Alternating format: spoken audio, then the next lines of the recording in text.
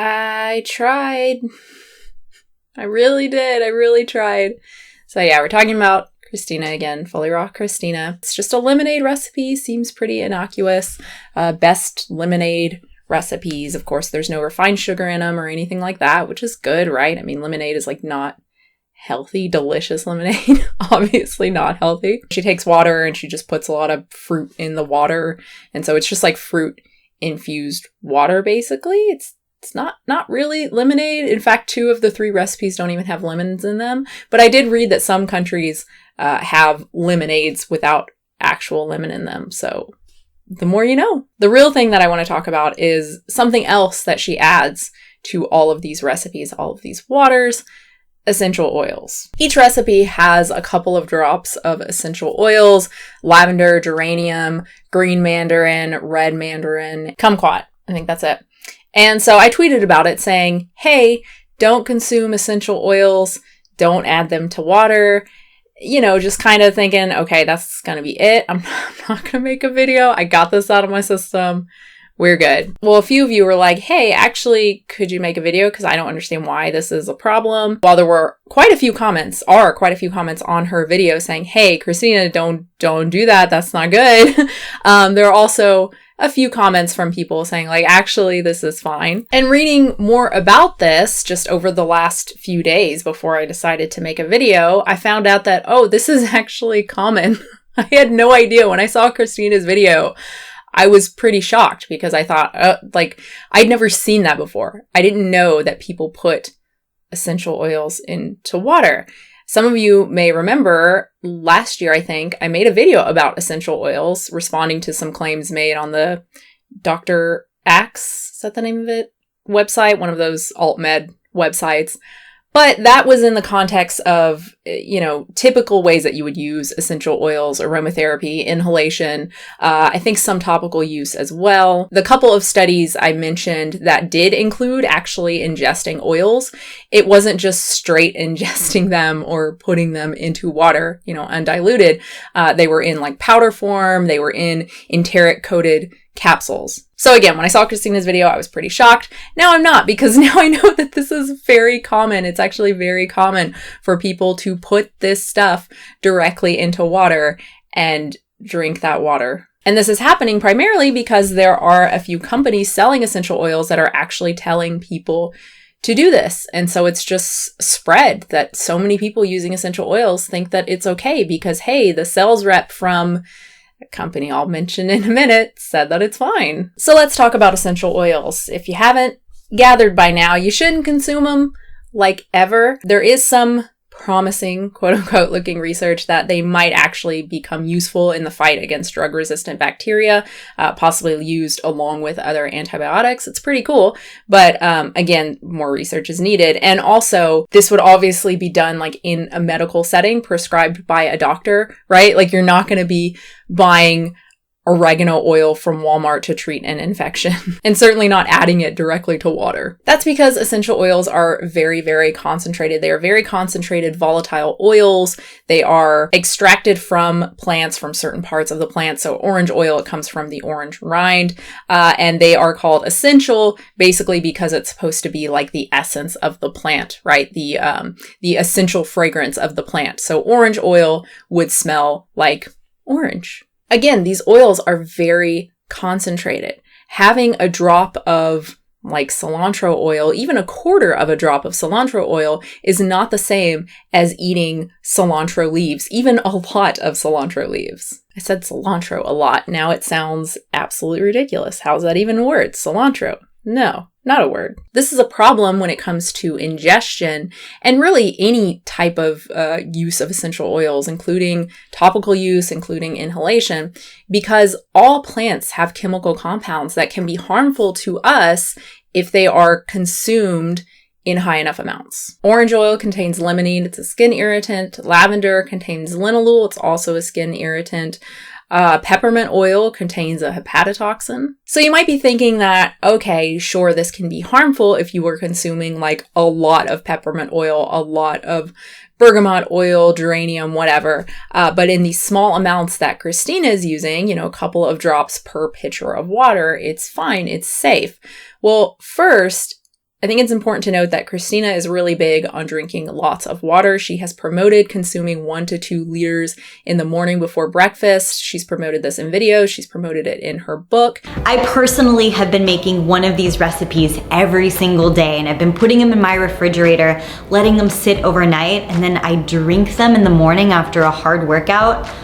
It is so refreshing. I am completely obsessed. Second, even if that's not true, even if Christina is only taking a tiny bit, a couple of sips a day, it's still not safe. There is no safe amount of essential oils when it comes to consumption. So the Atlantic Institute of Aromatherapy has actually been collecting injury reports related to essential oils since 2014. Anyone can submit an account to their website, and you can actually check all of the reports and all of the accounts yourself.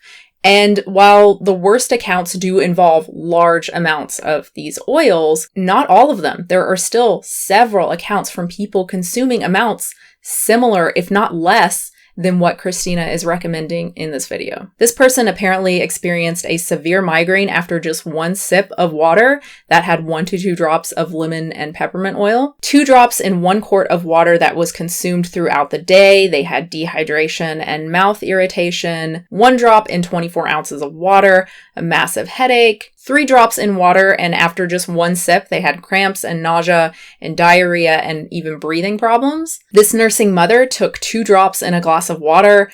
She then nursed her baby. Her baby ended up throwing up after breastfeeding and developed a fever, and she also developed a fever. 3 drops with sparkling water, and again, after just a couple sips, her throat felt inflamed. 2 drops in 24 ounces of water, stomach burning 5 to 10 minutes after drinking just half of it. I think you get the picture. Finally, Christina clearly has trouble controlling the amount that she is actually putting into the water, which is unsurprising given there's no dropper for these things, which, okay, that's great. Great design. In the first 2 recipes, she puts at least 2 drops in when she means to put just 1.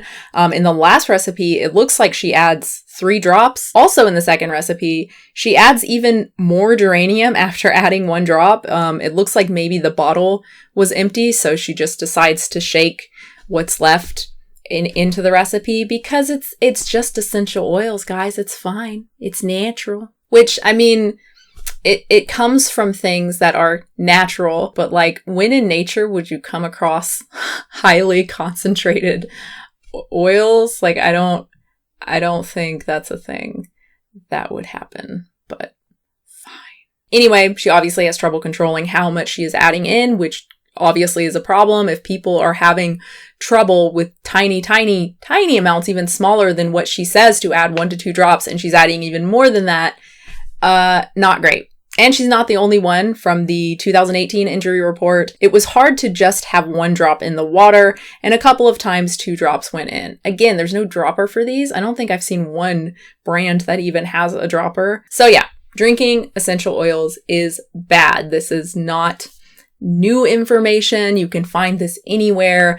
And you don't even have to go to like WebMD or government websites for this information. There are aromatherapists, people who love essential oils and promote essential oils, saying the same thing. It is not recommended to ingest essential oils in any form unless you are under the care of a certified aromatherapist who has been trained in the internal use of essential oils. This goes for any brand. Anytime you choose to ingest essential oils, there are side effects to consider. There's a chance of burning your esophagus and damaging or putting undue stress on your liver and kidneys and other internal organs. That comes from using essential oils safely.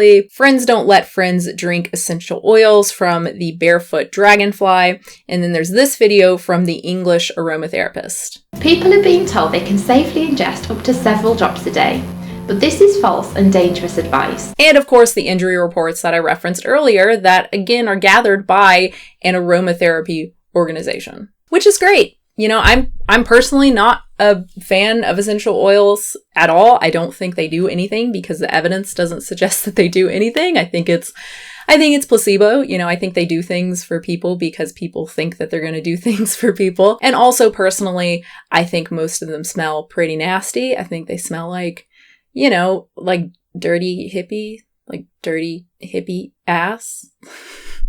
Come on, hippies, clean your ass. But obviously people like them. Obviously people like essential oils, and they're going to continue to use essential oils. So it's great that there are sites like this that are dedicated to teaching people how to use them safely. Because look, if you are using them properly diluted for both inhalation and topical use, if you're using it topically as well, and never consumed, then there is very little risk. But there is risk, right? There is some risk. And I think that's important to keep in mind, just like you would if you're taking a drug or if you're going to start taking a drug.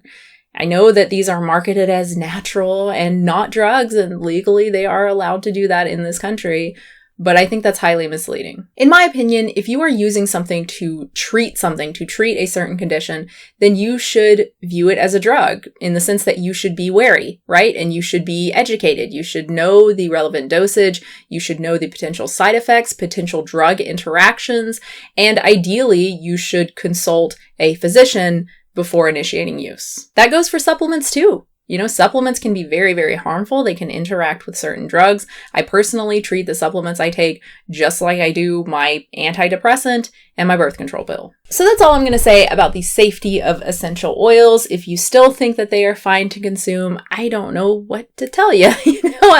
I'm hoping that seeing other aromatherapists saying like, hey, really don't do this is maybe a little bit more convincing. I know that some people are wary when it comes to a government saying don't do this, or WebMD or whatever other medical source, or a physician saying it or whatever, because, you know, people think that, well, the information is being suppressed because doctors are going to lose money.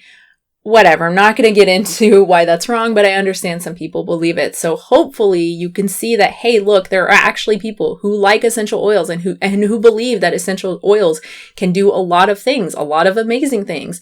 And they're still like, hey, don't consume this, please. So let's move on to the second part of the video, which is just as fun. doTERRA.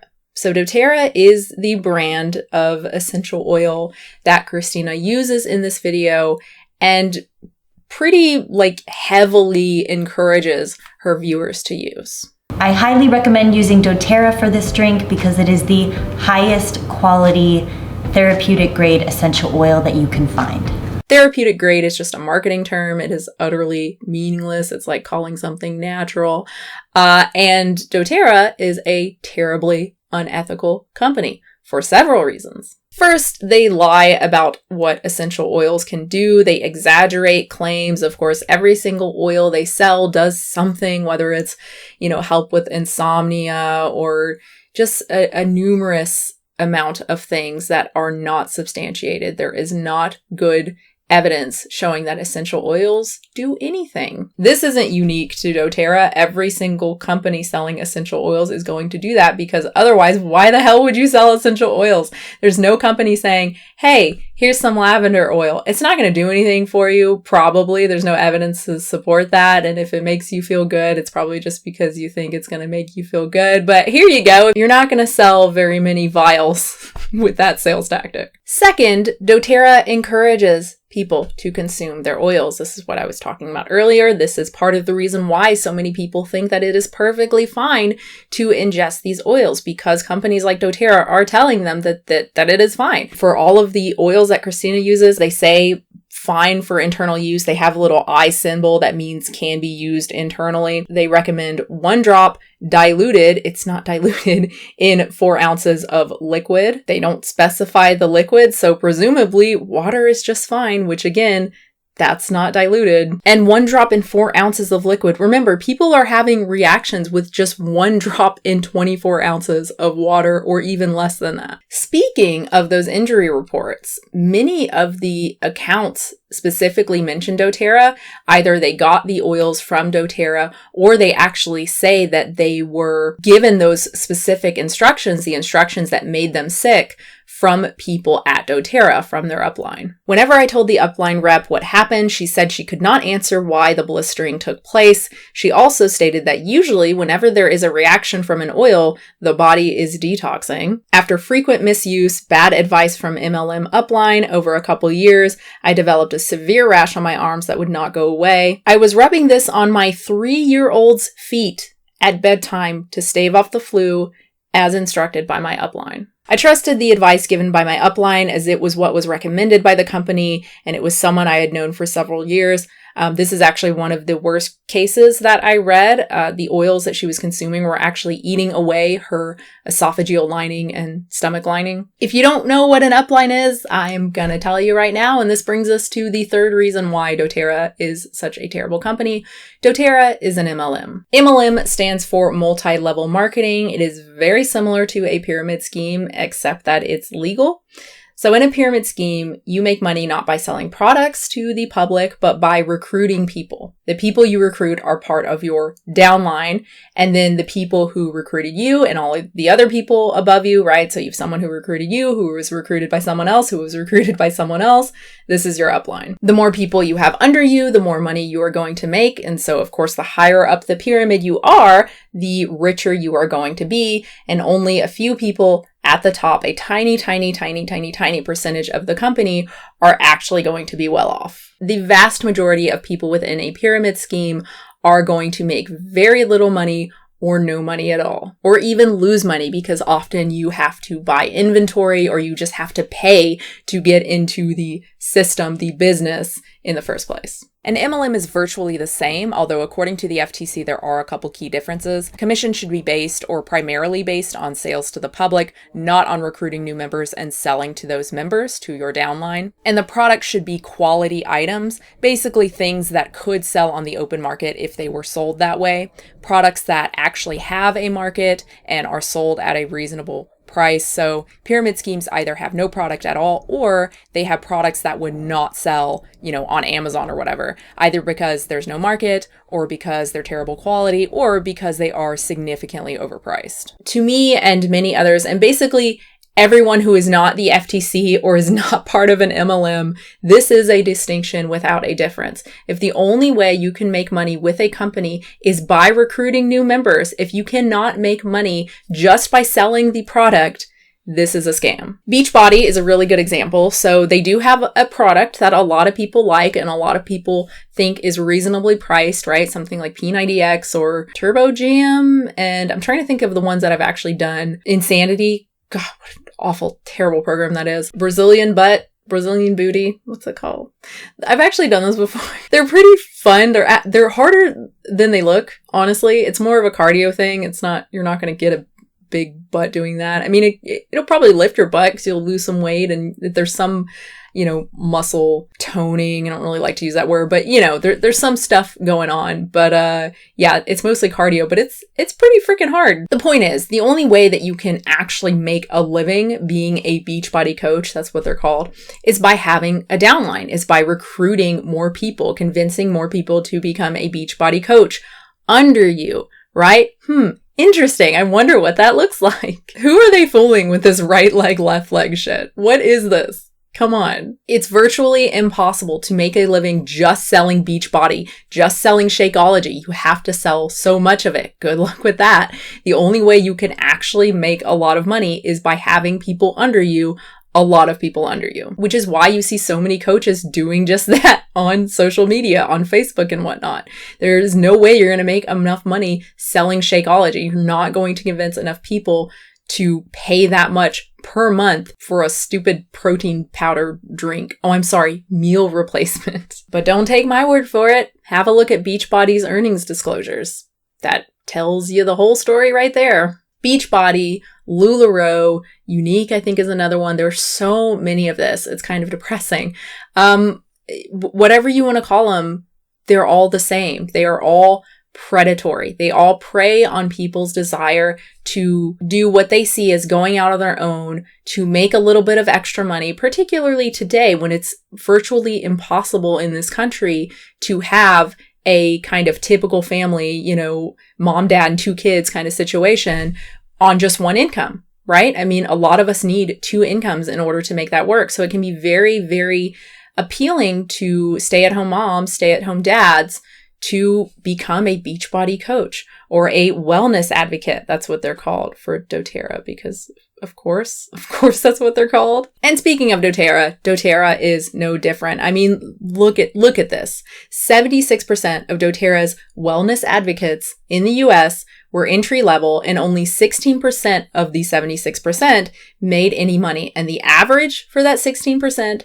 $375 in 2017. The next level is builder, which represents 23% of all wellness advocates.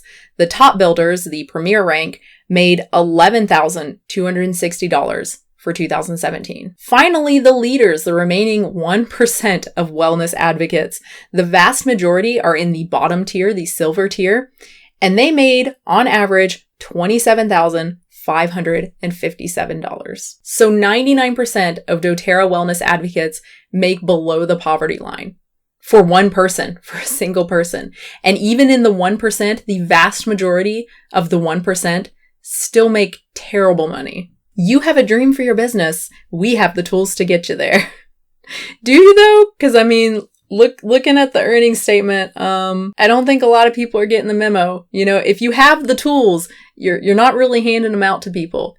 You might want to work on that. Again, I am not the only person speaking out about these companies. Not at all. Like, again, virtually everyone is, except for people who are part of these companies and the government. So that's always super cool.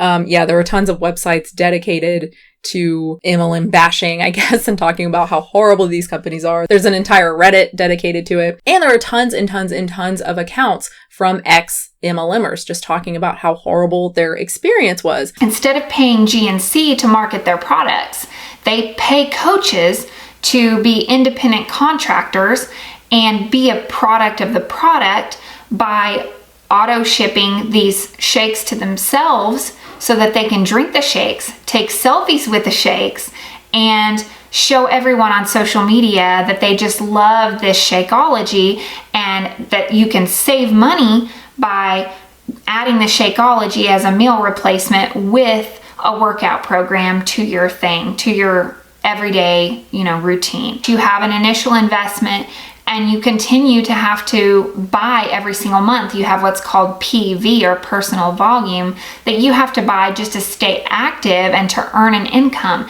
And then you just have to continue to just throw yourself at your social media and annoy people. I want to say in my 9 months of being a coach, I think I made about $5,000, which is pretty good. Like, it's not bad. But I did spend a lot of money on Shakeology every month, and on the programs and stuff. Struggling to make money, struggling with debt because they had to purchase so much inventory that they were never able to sell off. Spending a bunch on conferences that they were urged to go to because, if you're really serious about this and you're serious about making money, well, then you have to go to these conferences. You have to spend money to make money, right? And ruining relationships along the way. When Cult deprogrammer Rick Allen Ross was asked by Vice whether or not getting someone out of an MLM was the same as getting them out of a cult, he said that it's exactly the same process. And the crazy thing is that doTERRA isn't even the only MLM selling essential oils. There's another one, at least two others that I know of. One is Young Living. They are the company that was promoting essential oils as preventative and even a cure for Ebola. If you're up for a super depressing read, check out the wiki for its founder. And the thing is, it's so easy to avoid purchasing from a pyramid scheme once you know that one is an MLM, right? I mean, if you didn't know and you already bought something, like, that's fine. It wasn't your fault, right? But if you know, there's no reason to purchase from someone. There's none of these companies are producing products that you can't find elsewhere. I guess the closest would be Beachbody because they are the only ones selling those particular programs, P90X and whatnot. But number one, there are plenty of other exercise programs. There are even good free exercise videos on YouTube. And number two, if you really want those programs, I mean, you can find them. You know what I'm saying? And the same goes for essential oils. There are other companies selling essential oils that are not MLMs. I don't have any recommendations. Again, I'm not buying essential oils, so, I haven't actually purchased any from a company. Using essential oil safely does have a list of companies that she buys from, as well as a list of companies she never buys from. Surprise, surprise, doTERRA and Young Living are on that list. But none of the companies on the good list, the list that she buys from, are great, in my opinion. They still promote unsubstantiated claims or claims based on the most threadbare of evidence, and at least one of them is an MLM. So I personally would not go buy this list if I were looking to buy essential oils. And again, I don't have any recommendations because I don't buy essential oils. I mean, we're talking about alternative medicine here. So no matter who you buy from, there's going to be some amount of quackery involved in terms of how they're selling the product. But if you're intent on purchasing this stuff, the least you can do is avoid MLMs like doTERRA and Young Living. In conclusion, Christina's video is really terrible, and I hope she reads the comments, because like I said, there are already comments on her videos saying like, hey, this is not good. So hopefully she will read those and remove the video, and also just be educated herself. I mean, I have no doubt that she doesn't understand what she's doing. She doesn't know that what she's doing is harmful. She thinks she's just flavoring water. And I have no doubt that she doesn't know anything about doTERRA either. She doesn't know about its unethical history and just unethical basis. Just everything that it stands for is bad and wrong and horrible and predatory. I'm sure she doesn't know that. So hopefully people leaving comments nicely will let her know that, and hopefully she will remove the video. I know at least some of you watching are fans of her. Please, if you know that what she's doing is bad, it's kind of your duty to tell her. If you're really a fan of her, if you really like her stuff and you care about her, you should want to tell her not to do this, because if she is doing this every single day, that is potentially very, very harmful. Esophageal damage, liver damage, sensitization. This is serious shit. Thanks so much for watching, everybody. I hope you enjoyed it. I hope you got something out of it. Subscribe, support the channel, patreon.com/unnaturalvegan. And I will have a new video very soon. And now I'm going to go eat some lunch because I'm hungry as shit. 2 o'clock lunch. That's not as bad. I've actually been having lunch like around lunchtime instead of at, 7 p.m. It was getting so bad. I was waiting so long to eat, and then I was getting so nauseous. Is anyone else like that? If you don't eat for long enough, you just get nauseous and everything sounds disgusting, and just like it's so hard for me to just start eating. Once I start eating, I feel immediately better, but just taking that initial bite because everything sounds disgusting, it's really awful. And I just kept doing it every single day, and I was feeling so bad. And so I finally had to just almost treat myself like a baby. I have the things I'm going to eat every single day, and this is what I'm going to have for breakfast, and I'm not going to deviate from it. It's weird saying deviate in a baby voice. This is what I'm having for breakfast, and I'm having it, after I work out, and that's that. Gosh darn it, because if I don't, I'm not going to eat until it's already getting dark outside, and it's not working, especially since I'm exercising. Like, I'm exercising in the morning, sometimes lifting like pretty heavy weights, and I'm not eating anything, like nothing until hours later. It's madness. So the last few days I've actually been I've been having scrambled tofu and strawberries and whipped cream. And like today I had some tomatoes from our garden too. One of the Cherokee, purple Cherokee tomatoes, pretty darn good with just some salt on it. And yeah, I haven't felt nauseous in those few days. What do you know?